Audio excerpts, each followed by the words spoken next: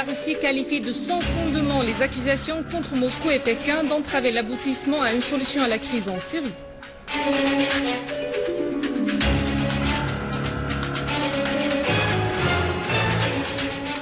L'armée arabe syrienne contrôle complètement le mausolée de Saïda Soukaina et ses alentours à Daraya.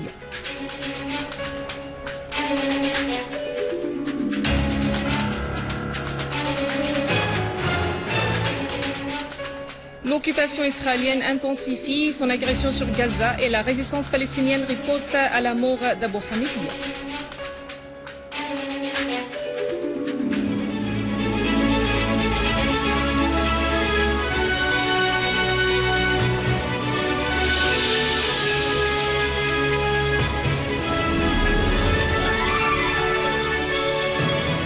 Va déclarer, soit à l'Occident, soit dans la région, sont bien conscients que ces accusations n'ont aucun fondement.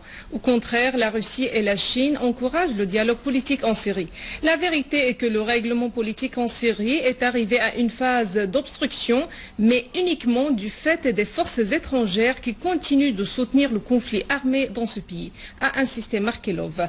Il a ajouté que certains pays en Occident entravent avec les États-Unis le dialogue en offrant un appui logistique et financier inconditionnel aux groupes terroristes qui combattent en Syrie. Markelov a précisé que le sommet du BRICS tenu récemment à Durban en Afrique du Sud a adopté les positions russes et chinoises pour une solution politique en Syrie. Il a ajouté qu'il est inacceptable pour la Russie et la Chine que des puissances étrangères appuient ouvertement des tentatives visant à changer par la force les régimes politiques des pays tiers, rappelant à la fin que son pays et la Chine sont les deux pays qui ont refusé les sanctions unilatérales contre le peuple syrien.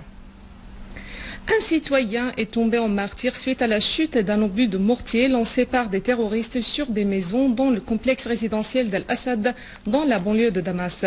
L'obus est tombé sur la place principale du complexe, faisant un martyr et deux blessés parmi les habitants.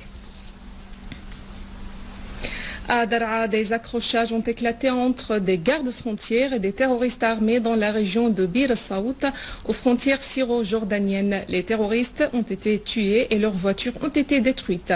Et dans le quartier Tariq al-Sad, les services spécialisés ont visé des foyers des terroristes armés, tuant de nombreux parmi eux et détruisant 5 voitures équipées de mitrailleuses Douchka.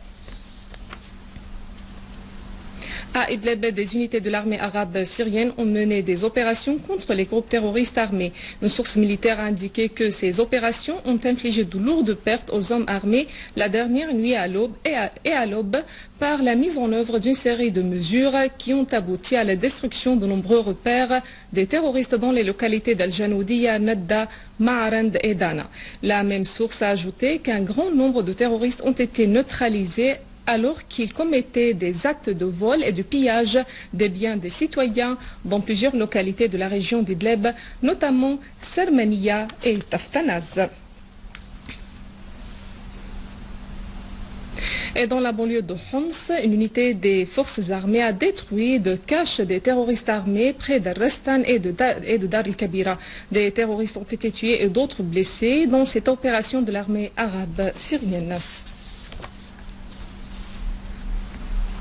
Dans le gouvernorat d'Alep, des terroristes ont été tués et d'autres blessés dans une opération menée par l'armée arabe syrienne près du centre culturel à Masaken Hanano. 3 voitures des terroristes ont été également détruites, dont une dotée de mitrailleuses. Une unité de l'armée arabe syrienne a également détruit 3 véhicules blindés et tué des terroristes près du pont Al-Hajj.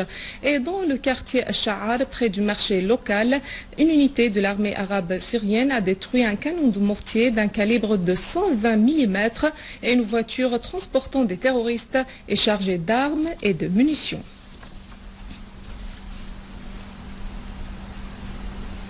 Dans la banlieue ouest de Damas, des unités de l'armée arabe syrienne ont complètement contrôlé le mausolée de Saïda Soukaina et ses environs dans la ville de Daraya. Une source militaire a fait état d'une opération spécifique exécutée par l'armée arabe syrienne dans cette région, suite à laquelle tous les terroristes s'abritant autour du mausolée ont été tués. Utilisant le mausolée comme une salle d'opération, les terroristes ont causé des dégâts matériels dans l'édifice en ouvrant des brèches brèches dans ces murs depuis lesquelles les snipers tiraient sur les citoyens. De nombreux engins explosifs mis par les terroristes autour du mausolée ont été également désamorcés. Les unités de l'armée arabe syrienne ont saisi des armes dont des fusils automatiques, des mitrailleuses, des lance-roquettes RPG et des fusils à jumelles en plus de munitions. D'autres terroristes ont été tués et blessés dans une opération de l'armée arabe syrienne aux alentours du bâtiment des finances dans la ville de Daraya.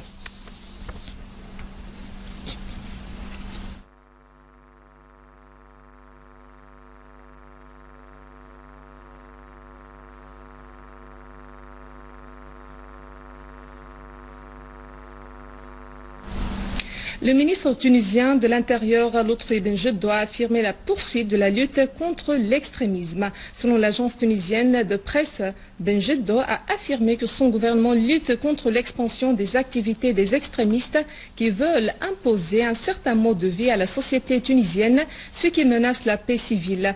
Les mesures de sécurité ont été renforcées au point de passage avec la Libye, tel Ras Jder, pour interdire le passage de jeunes âgés de moins de 35 ans à destination de la Syrie pour qu'ils soient enrôlés dans les rangs des groupes terroristes armés qui combattent en Syrie.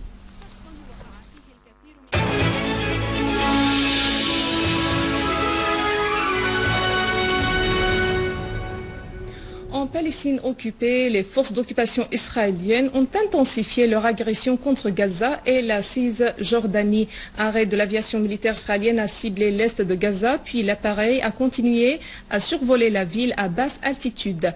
Parallèlement, deux roquettes de la résistance palestinienne se sont abattues sur le Negev occidental occupé en riposte à la mort du prisonnier palestinien Meissara Abou Hamidia. Ce prisonnier d'opinion palestinien est mort en détention parce que les autorités d'occupation israélienne ont refusé de lui fournir des soins médicaux nécessaires. En même temps, des affrontements ont éclaté entre des manifestants palestiniens qui protestaient contre les conditions de détention de leurs concitoyens et les forces d'occupation dans la ville d'Hébron.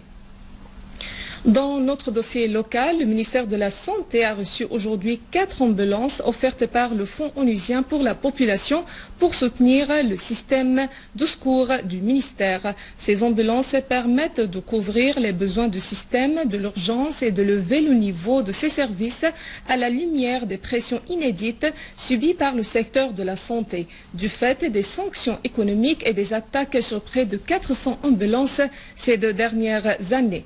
Notons que l'action est toujours en cours pour renforcer la coopération avec les organisations internationales et mettre en place des stratégies pour l'acheminement davantage d'équipements médicaux et de médicaments au profit des citoyens syriens.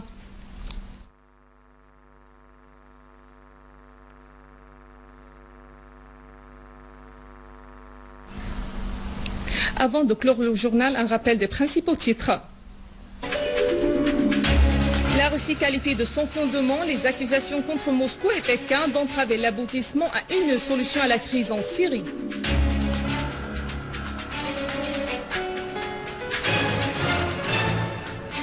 L'armée arabe syrienne contrôle complètement le mausolée de Saïda Soukaina et ses alentours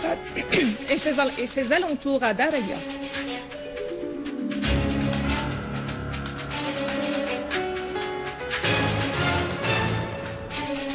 L'occupation israélienne intensifie son agression sur Gaza et la résistance palestinienne riposte à la mort d'Abou Hamidia. Mesdames et messieurs, c'est la fin de notre édition. Pour la revoir, visitez notre site web syriaonline.sy. Merci à vous, merci à toute l'équipe de rédaction et de technique. Au revoir.